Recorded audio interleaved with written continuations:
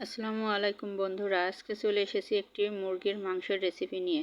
দেখুন, মুরগিটি অনেক বড় ছিল। মুরগিটি 3 কেজি ওজনের একটি মোরগ ছিল। দেখুন, আপনারা দেখেই বুঝতে পারছেন কতটা বড় ছিল।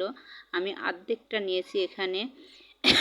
অর্ধেকটা নিয়ে আমি ভালো করে কেটে ধুয়ে পরিষ্কার করে তারপর আপনাদের সঙ্গে শেয়ার করব রান্নাটা। দেখুন, আমি ভালো করে কেটে ধুয়ে নিয়েছি, পরিষ্কার করে নিয়েছি। এবার আমি কড়াইতে তেল গরম করতে দিয়ে দিয়েছি। গরম তেলের ভিতরে আমি পেঁয়াজ, 4টা মাঝারি সাইজের পেঁয়াজ কুচি ছেড়ে দিলাম। পেঁয়াজগুলো একটু নাড়াচাড়া করে হালকা ভেজে আমি এখানে হালকাভাবে ভেজে নিলাম। নেওয়ার পরে আমি আদা, রসুন, পেঁয়াজ বাটা দিয়ে দিলাম। দিয়ে আমি এগুলো একটু ভেজে নেব, হালকা একটু ভেজে নেব। আমার এগুলো ডিপে ছিল, সেজন্য আইস বসানোর মতন হয়ে আছে। পেঁয়াজগুলো ভালো করে ভেজে নেওয়ার পরে আমি সব মশলাগুলো দিয়ে দিব।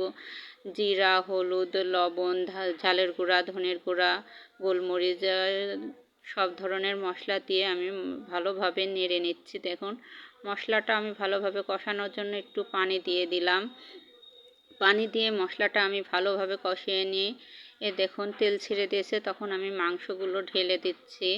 মাংসগুলো ঢেলে দেওয়ার পরে আমি ভালোভাবে নেড়ে চেড়ে আমি মাংসটা কষিয়ে নেব। ভালোভাবে কষানোর জন্য ভালো করে নেড়ে চেড়ে নিচ্ছি। নিয়ে আমি মাংসটা এখন ঢেকে দেব। ঢাকনা খুলে মাঝে সাঝে একটু নাড়াচাড়া করে দিয়ে কষিয়ে নেব। আমি কষানোর জন্য পানি দিইনি, মুরগির থেকে যে পানিটা বের হয়েছে ওইটা দিয়েই ভালোভাবে কষিয়ে নিলাম। মুরগিটা অনেক বড়, তো তাই একটু সিদ্ধ হতে দেরি হবে, তাই আমি পানিটা একটু বেশি করেই দিব। দেখুন, এই পর্যায়ে আমার মাংসটা কষানো হয়ে গেছে। আমি এখন পানি দিব। দেখুন কত সুন্দর তেল ছেড়েছে মুরগিটার থেকে, মাংস থেকে অনেক সুন্দর তেল ছেড়েছে। আমি এখন পানি দিয়ে দিচ্ছি, ভালোভাবে যাতে সিদ্ধ হয় মুরগিটা, সেজন্য আমি পানিটা বেশি করে দেব। পানিটা বেশি করে দেওয়ার পরে আমি মাংসটা আবার ঢেকে দেব। ঢেকে দেওয়ার পরে আমি মাঝে সাঝে একটু ঢাকনা খুলে নাড়াচাড়া করে নিয়েছি। দেখুন, মাংসটা আমার সুন্দরভাবে হয়ে গেছে। দেখুন কত সুন্দর লাগছে, কালারটাই দেখতে কত সুন্দর হয়েছে।